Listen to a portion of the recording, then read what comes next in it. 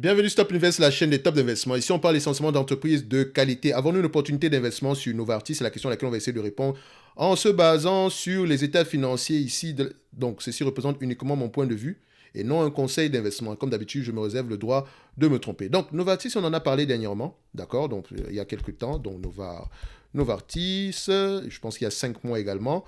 Oui, c'est exactement ça. Donc, maintenant, on va essayer de voir si cette compagnie-ci, dépendamment des derniers rapports financiers ici, ce qu'on peut en tirer de positif ou bien de négatif. Donc, ceci représente uniquement mon point de vue, comme je vous l'ai dit ici, et je me réserve toujours le droit de me tromper. C'est une note ici que j'ai envoyée aux abonnés de la Top Newsletter, d'accord? Donc, si vous n'êtes pas encore abonné, le lien est dans la description de la vidéo ici. Donc, vous allez pouvoir la retrouver ici. On a essayé d'aller au-delà des chiffres, ok? Parce que c'est bien de parler de chiffres tous les jours, mais sans vous mentir, c'est pas ça qui vous aide à tenir à long terme, ok? Donc, Novartis a connu des difficultés ces derniers temps. Le fabricant suisse de médicaments a vu son bénéfice et son chiffre d'affaires diminuer au cours de chacun des 2 derniers trimestres en raison de l'intensification de la concurrence et des médicaments génériques, des pressions sur les prix et des fluctuations des taux de change, principalement dues à l'appréciation du dollar américain. Ces turbulences ont largement éclipsé une demande sous-jacente favorable pour plusieurs des principaux médicaments de la société, notamment le Entresto, le Kesimpta, le Kisqali et le Consentix. Ne me demandez pas à quoi ça sert. Le traitement anticancéreux Pluvicto, lancé récemment, a également été un succès notable. Il a généré 80 millions de dollars de ventes au 3e trimestre. Et on est en croissance. Les estimations du chiffre d'affaires et du résultat net pour 2022 ont été revues à la baisse. Mais non, pourquoi? Comme je vous l'ai toujours dit, c'est bien. Mais il faut savoir pourquoi est-ce que ça a été réduit à la baisse. Ces révisions reflètent en grande partie l'impact plus important de l'environnement difficile des taux de change. En effet, Novartis s'attend désormais à ce que les variations de change aient un impact négatif de 9% sur le chiffre d'affaires et de 11% sur le résultat opérationnel global en 2022, alors que ces prévisions de milieu d'année tablaient sur 6 à 7% pour le chiffre d'affaires et entre 7 et 8% pour le résultat opérationnel. Et là, on parle de croissance ici. Donc, bien que les dirigeants prévoient une certaine atténuation de ces effets en 2023, parce que techniquement, effet taux de change, tout ça, ce sont des effets temporaires, d'accord? Les devises peuvent évoluer de manière très dynamique, ce qui rend les prévisions difficiles, d'accord? Donc, la séparation des activités de Sandoz est toujours prévue pour 2023 également. Novartis a pris la décision de se débarrasser de son unité générique peu performante en août dernier, à l'issue d'un examen stratégique d'environ 1 an. C'est-à-dire que quand on parle d'examen stratégique, ici on se demande, ça veut dire ici qu'on recherche un acheteur. Il n'y a pas eu grand monde qui se soit bousculé ou bien les offres n'étaient pas assez intéressantes. Donc, il faut être au courant également de ce genre de langage-là. Quand une entreprise vous dit ici qu'on est en train de faire une revue stratégique de tel segment ici, etc., etc. Donc, strategic review, ça veut dire ici qu'on cherche à vendre le segment, d'accord? Ou bien on cherche à vendre l'entreprise, ok? Donc, si vous l'entendez généralement dans un rapport financier ici, là, ça veut dire que, voilà, l'entreprise, comme je vous l'ai dit ici, il y a un risque, il y a de fortes chances ici qu'elle cherche un acheteur pour elle-même, pour l'entreprise entièrement, ou bien pour un segment d'activité. Donc, cette décision permettra à l'entreprise et ça n'exclut pas également la faillite pour les entreprises en difficulté. Attention. Donc, cette décision permettra à l'entreprise de se concentrer sur des domaines d'activité plus lucratifs et à marge plus élevée, à savoir les médicaments innovants pour lesquels elle cherchera à renforcer son portefeuille à la suite de la perte récente de brevets.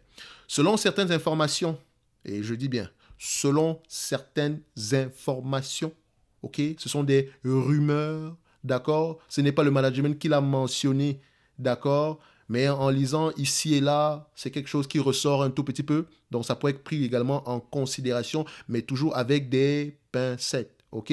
Novartis envisagerait également la vente de ses divisions respiratoires et ophtalmologiques. Et quand on parle d'ophtalmologique, je vois déjà une entreprise ici, donc je pense que c'est Bausch Lomb qui pourrait peut-être être intéressée ici. En tout cas, je ne sais pas.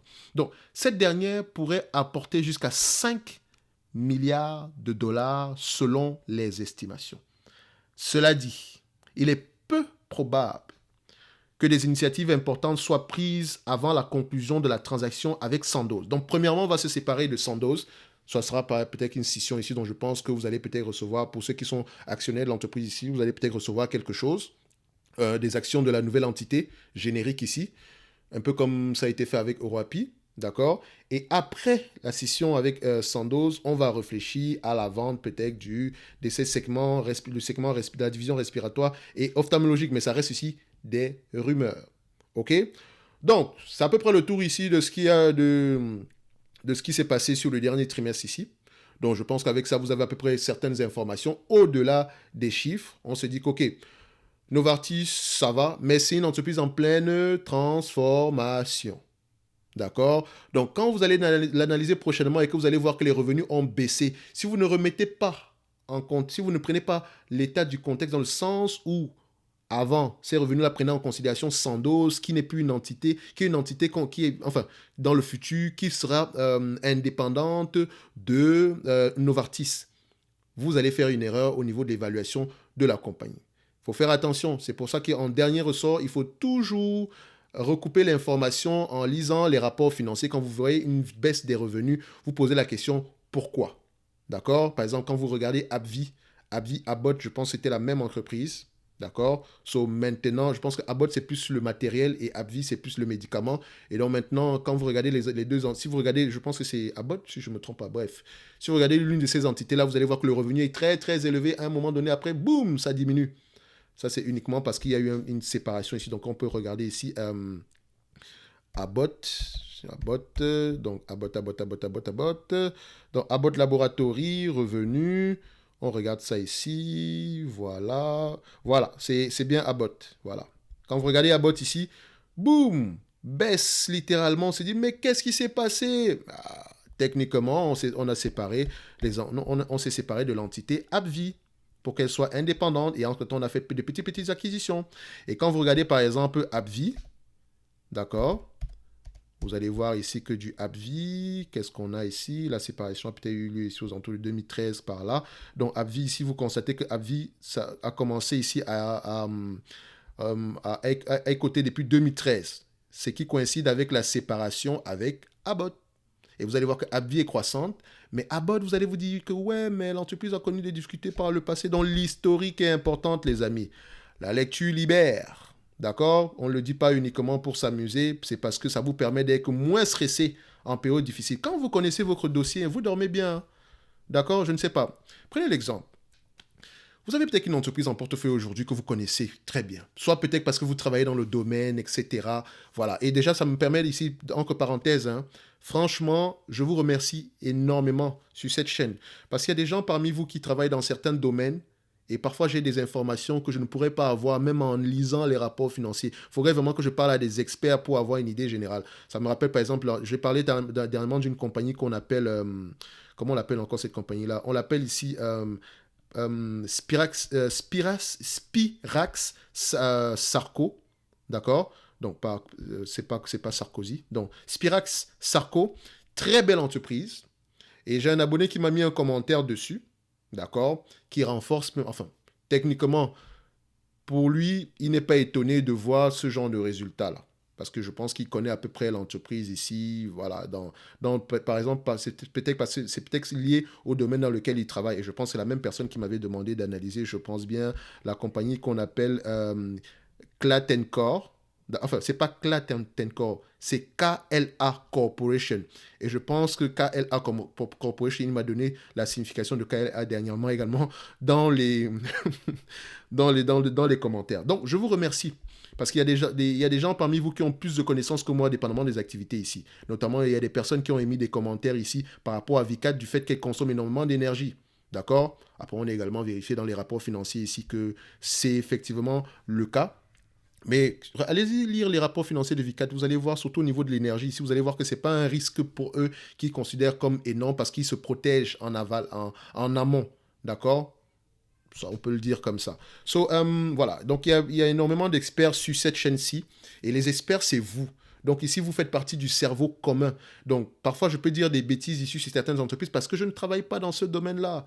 Ok, donc parfois je ne peux pas tout connaître et ça pourrait avoir un impact sur l'évaluation. Ici, il y a des gens qui aiment peut-être le segment du jeu vidéo et qui peuvent à peu près voir que, oh, en ce moment-ci, voilà ce qui est en train de se passer présentement. Quelqu'un m'a parlé de Take-Two Interactive ici en me disant que oui, ils sortent toujours des jeux triple A et maintenant ils investissent massivement pour des jeux afin de pouvoir maximiser au niveau de la monété, comment on appelle ça, des mini-transactions. Je pense que c'est comme ça qu'on appelle ça. So, un peu genre, quand vous jouez à GTA, on vous demande d'acheter une arme à feu, voilà, voilà, ou bien une protection supplémentaire, un gilet pare-balles, et vous allez mettre de l'argent réel pour avoir des goodies comme ça, ok? Et en passant, j'aime bien GTA, surtout San Andreas. Pour moi, c'est le meilleur jeu vidéo au monde. Je sais pas pour vous, mais San Andreas, je peux le jouer tous les jours. C'est un classique. C'est vraiment un classique. Et la bande son de San Andreas, c'est voilà, c'est toute mon enfance. So, Take-Two Interactive, je suis d'accord qu'ils font. J'espère qu'il y aura une sortie, il y aura une version 2 ici de l'histoire de San Andreas, d'accord, avec CJ. J'ai bien aimé ça. Dans le même style en tout cas, ok. Culturellement parlant, au niveau de la musique, c'était vraiment, j'ai appris énormément au niveau de la musique avec, la bande son est exceptionnelle, je dis bien exceptionnelle, que ce soit au niveau du rock, que ce soit au niveau de la funk, que ce soit au niveau du reggae, j'aime bien le reggae également, donc voilà, et pour ceux qui n'ont jamais joué à GTA San Andreas, ce qui m'étonnerait, c'est un très bon jeu. Franchement, j'espère qu'il y aura une version qui pourrait être adaptée à la PS5 ou des choses comme ça. Bref, ce que je voulais dire ici, c'est que c'est important de connaître l'histoire d'une compagnie, c'est important de souvent aller regarder au-delà des chiffres. C'est même déterminant parfois. Ok, il ne faut pas juste se limiter à ces chiffres-là, il faut également essayer de voir si l'entreprise essaie à peu près de s'en sortir. Mais bon, quand on voit déjà une entreprise ici qui a des revenus en dents de scie ici, ça nous permet déjà ici de mettre cette entreprise-là de côté. Parce que quand on fait une analyse quantitative ici, c'est pour gagner du temps. OK?